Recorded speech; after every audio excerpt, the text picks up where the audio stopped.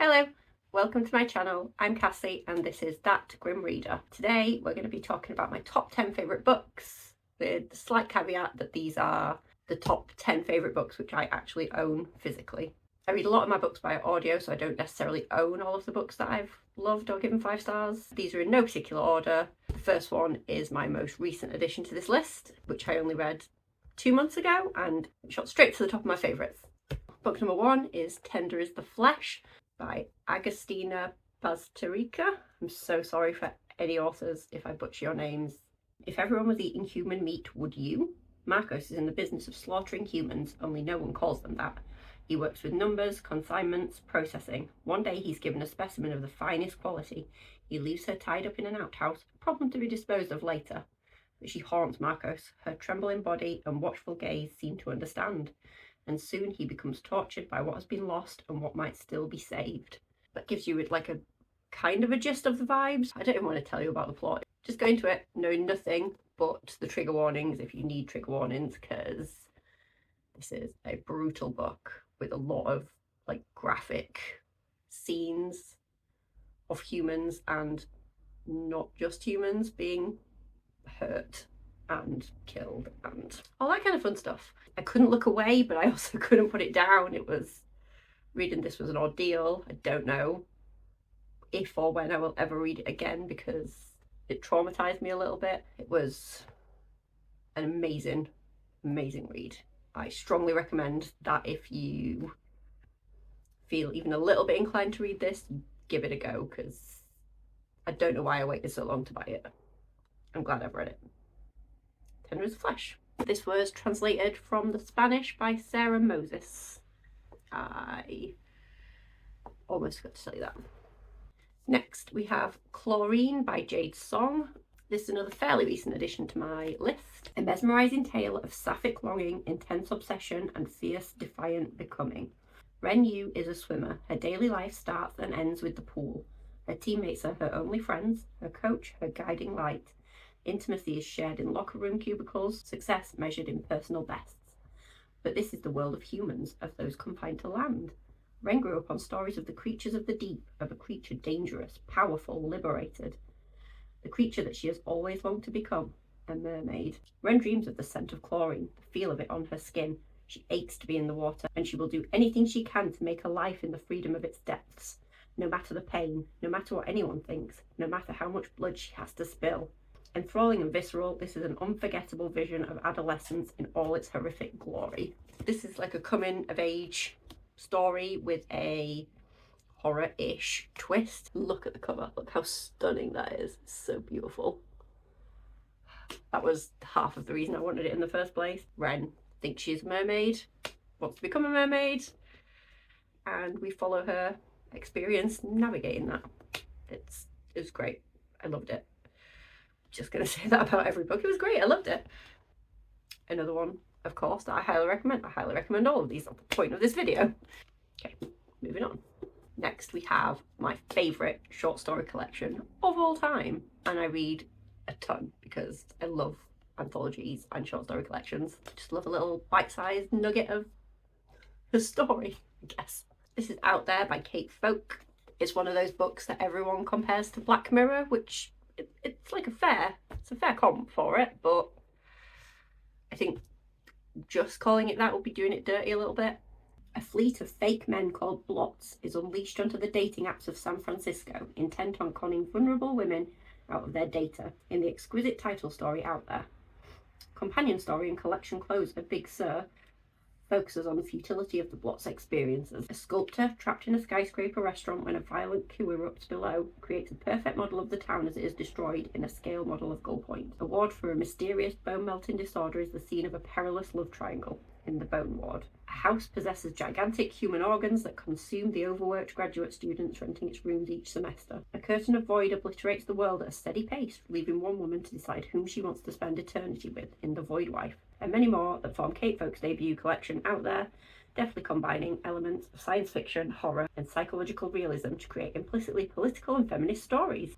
A deliciously indecisive exploration of our lives in the digital age, the collection depicts a landscape that is eminently of the moment, terrifying but ultimately hopeful, when folk manifest the ephemera of living with a healthy slice of absurdity.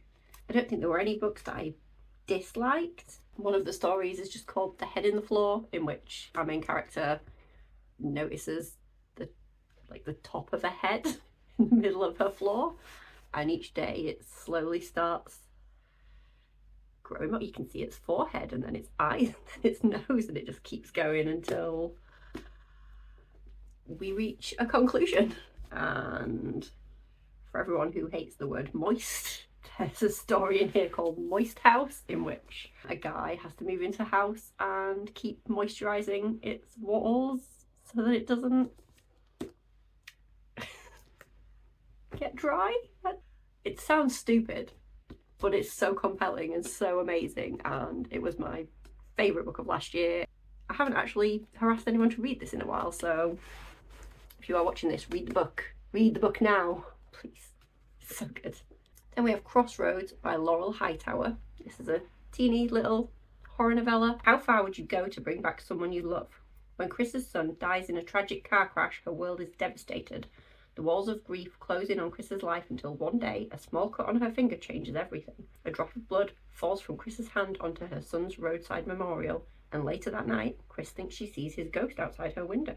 Only, is it really her son's ghost, or is it something else? Something evil?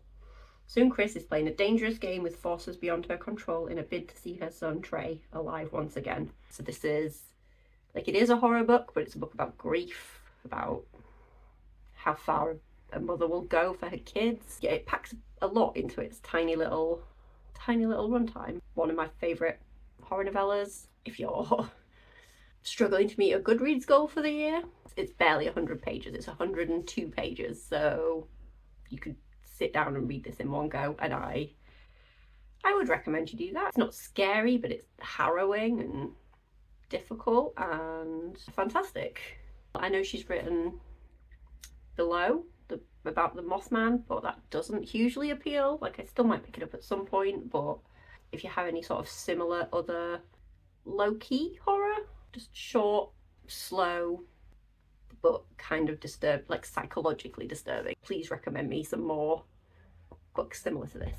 It's great, and I'm diving more and more into horror as time goes by. Crossroads by Laurel Hightower. We have a much nicer but still sad read, Before the Coffee Gets Cold by Toshikazu Kawaguchi, I think. This is the start of a series. In a small back alley in Tokyo, there is a cafe which has been serving carefully brewed coffee for more than 100 years. But this coffee shop offers its customers a unique experience, the chance to travel back in time. And Before the Coffee Gets Cold, we meet 4 visitors, each of whom is hoping to make use of the cafe's time travelling offer in order to confront the lover who left them, receive a letter from their husband whose memory has begun to fade, see their sister one last time, and meet the daughter they never got the chance to know. But the journey into the past does not come without risks. Customers must sit in a particular seat, they cannot leave the cafe, and finally, they must return to the present before the coffee gets cold. Toshikazu Kawaguchi's beautiful, moving story explores the age-old question: what would you change if you could travel back in time? More importantly, who would you want to meet, maybe for one last time? It's heartwarming, but also really sad at times. The story about the man with dementia was just especially hard to read for me. It's one of my great fears, is entirely losing my memory. My memory's terrible anyway. I'll often be having a conversation with friends and I'll be like, oh yeah, remember when we did this thing? No, have no recollection of these events. Or even if I do, they're usually quite hazy, so yeah, I feel like it's a very real fear of mine. First in the series, there's 4 of them now. I've read this and the second one. The second one wasn't as good, but it was still a nice time. And this is kind of short stories. It's 4 separate stories, but there's a through line. The owner of the coffee shop and some other characters, permeate through each of the stories. And again, it's a very pretty cover. I like it. That is always a bonus. I know a lot of people have read this already. It's not exactly an obscure title. It's translated from the Japanese by Jeffrey Trussello, maybe? I always forget to mention the translator, and I need to get better at that. Lovely, heartwarming, cozy tale. give it a go before the coffee gets cold.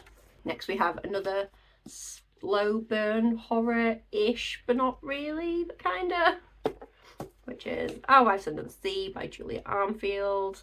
Again, beautiful, she's lovely. It's like the one time that the UK got a better cover than America, which never happens, so thrilled to bits about that. Miri thinks she has got her wife back when Leah finally returns after a deep-sea mission that ended in catastrophe. It soon becomes clear, though, that Leah may have come back wrong. Whatever happened in that vessel, whatever it was they were supposed to be studying before they were stranded on the ocean floor, Leah has carried part of it with her onto dry land and into their home. To have the woman she loves back should mean a return to normal life, but Miri can feel Leah slipping from her grasp. Memories of what they had before, the jokes they shared, the films they watched, all the small things that made Leah hers, only remind Miri of what she stands to lose. Living in the same space but suddenly separate, Miri comes to realise that the life that they had might be gone. Our Wives Under the Sea is the debut novel from the critically acclaimed author of Salt Slow. It's a story of falling in love, loss, grief, and what life there is in the deep, deep sea. This is a beautifully written tale of love and loss, as basically the blurb just told you, but more coherently. We follow both Miri in the present day, getting used to having her wife back after however many weeks or months she spent under the sea, stuck in a submarine, and her like grasping with the changes in her relationship and her wife. And we also get flashes back to Leah when she was in the submarine and seeing what actually happened down there. That's where most of the horror-ish stuff comes into it, really, which wasn't my favourite bit. Like, I liked it still, it was great, but it was the relationship between the two, and people seem to have mixed feelings about the ending. I was a fan of it generally. I thought it was really good. It's beautiful, it's haunting. Just read it, it's great. It's a lot less horror than Crossroads, but it's kind of a similar tone-ish. You can see there's a trend of what I like in my spooky books. Our Wives Under the Sea. Now we have a kind of complete break from character with a dystopian novel, The Book of the Unnamed Midwife by Meg Elison. Surviving the apocalypse is only the beginning. In the wake of a fever that decimated the Earth's population, killing women and children and making childbirth deadly for the mother and infant, the midwife must pick her way through the bones of the world she once knew to find her place in this dangerous new one. Gone are the pillars of civilization. All that remains is power and the strong who possess it. A few women like her survived, but they are scarce. Even fewer are safe from the clans of men who, driven by fear, seek to control those remaining. To preserve her freedom, she dons men's clothing, goes by false names, and avoids as many people as possible. But as the world continues to grapple with its terrible circumstances, she'll discover a role greater than chasing a pale imitation of independence. After all, if humanity is to be reborn, someone must be its guide.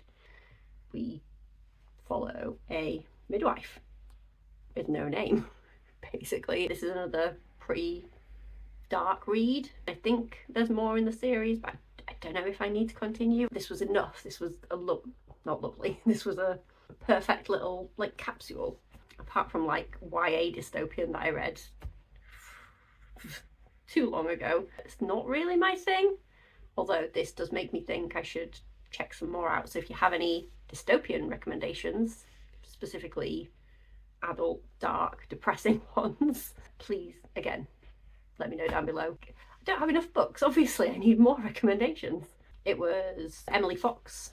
I saw her recommend this one a while ago, and even though, like I said, dystopian's not generally my thing, just the themes of this one and the midwifery, like it's literal midwifery, that appealed. This was not a very coherent not a very coherent explanation. What did I like about it? I liked the characters. I liked that we couldn't really trust anyone. It was not easy to read that, but it was compelling, always wondering where the next danger lay. It felt quite small, quite intimate, even though it's a dystopia. The whole world, or all of America at least, wherever they are, has fallen apart. This is another one where you probably might want to check trigger warnings. There's a lot of violence towards women, and pretty sure there's scenes of SA. Yeah, it was really, really not enjoyable. I need to find a better word for enjoyable. I didn't enjoy this, but I'm glad I read it. It was worthwhile. It's a worthwhile read. give it a shot if you think you like it. The Book of the Unnamed Midwife. Another lighter, probably the most basic of my choices, is House in the Cerulean Sea by TJ Klune. If you don't know what this is this your first time watching BookTube? Everyone and their mum has loved this. Linus Baker leads a quiet life. At 40, he has a tiny house with a devious cat and his beloved records for company. And at the department in charge of magical youth, he spent many dull years monitoring their orphanages. Then one day, Linus is summoned by extremely upper management and given a highly classified assignment. He must travel to an orphanage where 6 dangerous children reside, including the Antichrist. There, Linus must somehow determine if they could bring on the end of days, but their guardian, charming and enigmatic Arthur Parnassus, will do anything to protect his wards. As Arthur and Linus grow ever closer, Linus must choose between duty and his dreams. It's a cozy fantasy. I think it might be the first cozy fantasy I read. I have mentioned previously that I don't really love fantasy, but I think the low stakes, well, not low stakes, the Antichrist could end the world, but it feels low stakes. I also don't like romance generally, but there is a male romance in here, and it's just wholesome. It's just lovely. It's the first book I read this year, and I don't know if anything else has topped it. Yeah, it has. Tender as the Flesh is better, but still, for a different, it scratches a different itch. So you get to know all the kids, you get to spend a couple of weeks with all the characters, them just getting to know each other, and it's just lovely. And the little bit of magic makes it more fun. I did also read and love Under the Whispering Door a couple of months after this. Like halfway through reading this, I ordered Under the Whispering Door because I was like, I need more of this author. I gave that one 4.5 stars. And we don't speak about In the Lives of Puppets because it's not on this list, let's put it that way. Is there a sequel to this now? I think there's a sequel, and I don't know how I feel about that either. I'm not a big series girly. I prefer a standalone. I'm too anti-commitment to go for a series. Even if you don't like fantasy, even if you think you might not like this, it's worth giving it a shot. I read it because of the hype, and I'm really glad I did. So you might be too. House in the Cerulean Sea.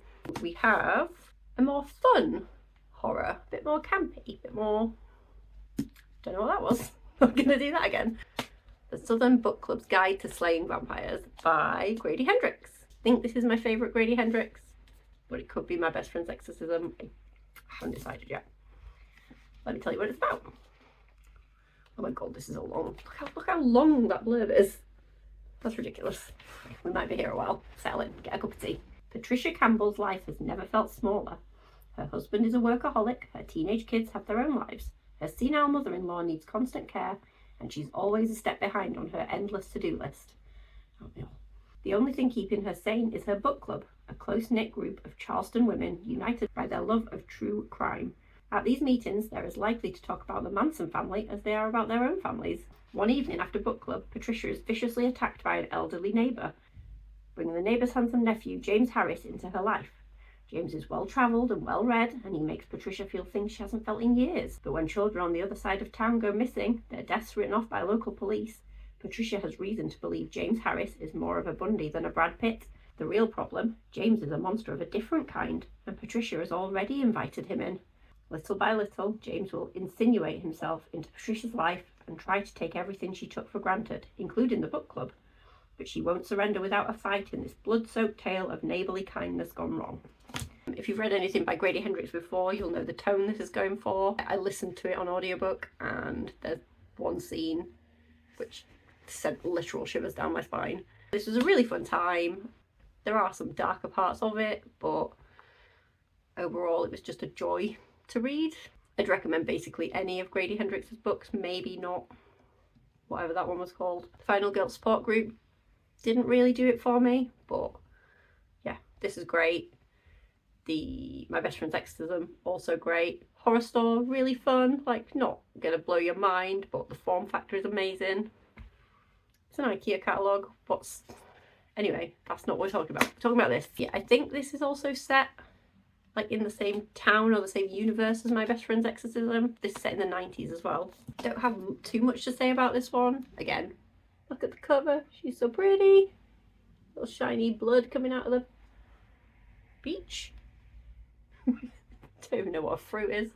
Everyone's already read Grady Hendrix at this point if they're into that, if they're into horror at all. So, and even if they're not, this seems to be like a lot of people's gateway, which I'm all for. Gonna lure more of you over to the dark and spooky side. Give it a go. The Southern Book Club's Guide to Slaying Vampires. And finally, you may remember however many minutes ago I mentioned my fear of dementia and losing my faculties. So final on the list is We Spread by Iain Reid. This is another slow-ish, calling it slow seems bad, it's not bad. I need to get a thesaurus for this hobby. Penny, an artist, has lived in the same apartment for decades, surrounded by the artefacts and keepsakes of her long life. She's resigned to the mundane rituals of old age until things start to slip. Before her longtime partner passed away years earlier, provisions were made, unbeknown to her, for a room in a unique long-term care residence where Penny finds herself after one too many incidents. Initially, surrounded by peers, conversing, eating, sleeping, looking out at the beautiful woods that surround the house, all is well. She even begins to paint again. But as the days blur together, Penny, with a growing sense of unrest and distrust, starts to lose her grip on the passage of time and on her place in the world. Is she succumbing to the subtly destructive effects of aging, or is she an unknowing participant in something more unsettling? At once compassionate and uncanny, told in spare, hypnotic prose, Iain Reid's genre-defying third novel explores questions of conformity, art, productivity, relationships, and what ultimately it means to grow old. Getting old. Terrifying. Like, I'm not that old, but, you know, already things are falling apart. It's not fun. In this, you basically, I don't think it's a spoiler, but you basically never know whether she is just losing her memory, losing her faculties, or if there's something sinister going on. It's all open to interpretation, and I'd like that. I don't always want an open-ended story, but it kept me thinking for so long after I read this. It just still haunts me a little bit to this day. This, again, fits in sort of with the more slow burn, low-key horror that I'm really into at the moment. So, again, please recommend more of it to me, because I can't get enough. This is up my alley.